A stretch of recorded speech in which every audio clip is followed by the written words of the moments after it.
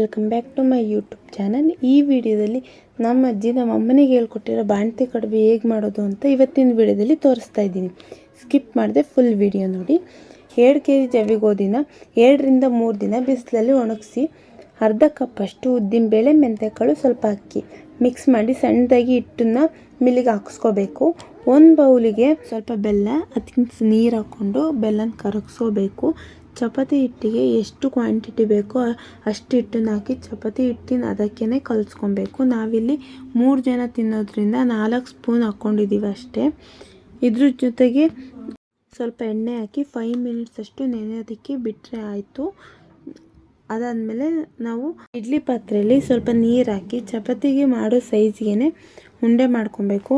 ಅದನ್ನು ಬಟ್ಲು ಶೇಪಿಗೆ ಮಾಡಿಕೊಂಡು ಆಪೋಸಿಟಲ್ಲಿ ಇಟ್ಟು ಹಬೆಯಲ್ಲಿ 20 ಮಿನಿಟ್ಸ್ ಅಷ್ಟು ಹೈ ಫ್ಲೇಮಲ್ಲಿ ಬೇಯಿಸ್ಕೊಬೇಕು. ಇದನ್ನು ಬಾಣಂತಿಯರಿಗೆ ಕೊಡ್ತಾರೆ. ಇದನ್ನು ತಿನ್ನೋದ್ರಿಂದ ಸೊಂಟಕ್ಕೆ ಶಕ್ತಿ ಮತ್ತು ಮೂಳೆ ಗಟ್ಟಿಯಾಗುತ್ತೆ. ಇದನ್ನು ಬಾಣಂತಿಯರು ಮಾತ್ರ ತಿನ್ನಬೇಕು ಅಂತ ಏನಿಲ್ಲ. ವೇಟ್ ಗೇನ್ ಮಾಡ್ಕೊಳ್ಳೋರಿಗೆ ಇದಂತೂ ಬೆಸ್ಟ್ ಅಂತಲೇ ಹೇಳ್ಬೋದು. ಈ ಕಡುಬು ತಿನ್ನೋದ್ರಿಂದ ತುಂಬ ಯೂಸ್ ಇದೆ. ಈ ಜವೆ ಗೋಧಿ ಕಡುಬನ್ನ ನಮ್ಮ ಮನೆಯಲ್ಲಂತೂ ಎಲ್ಲರೂ ತುಂಬ ಇಷ್ಟಪಟ್ಟು ತಿಂತಾರೆ. ಟೇಸ್ಟ್ ಮಾತ್ರ ಎಕ್ಸ್ಪ್ರೆಸ್ ಮಾಡೋಕ್ಕೆ ಆಗೋಲ್ಲ, ಅಷ್ಟು ಸಖತ್ತಾಗಿರುತ್ತೆ. ಅದನ್ನ ಹೇಳೋಕ್ಕೂ ಆಗೋಲ್ಲ. ಅದು ತಿಂದ್ರೇ ಗೊತ್ತಾಗೋದು ಟೇಸ್ಟ್ ಯಾವ ರೀತಿ ಇರೋದು ಅಂತ ಹೇಳಿ.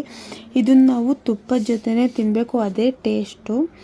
ಐ ಹೋಪ್ ಈ ವಿಡಿಯೋ ಇಷ್ಟ ಆಯಿತು ಅಂತ ಅಂದ್ಕೊತೀನಿ. ಇನ್ನೂ ಹೆಚ್ಚು ವಿಡಿಯೋ ಹಾಕ್ತೀನಿ, ಎಲ್ಲರೂ ಸಪೋರ್ಟ್ ಮಾಡಿ. ಇನ್ನು ಹೊಸಬ್ರು ಯಾರು ನನ್ನ ಚಾನಲ್ನ ನೋಡ್ತಾ ಇದ್ದೀರೋ ಪ್ಲೀಸ್ ಎಲ್ಲ ಸಬ್ಸ್ಕ್ರೈಬ್ ಮಾಡ್ಕೊಳ್ಳಿ.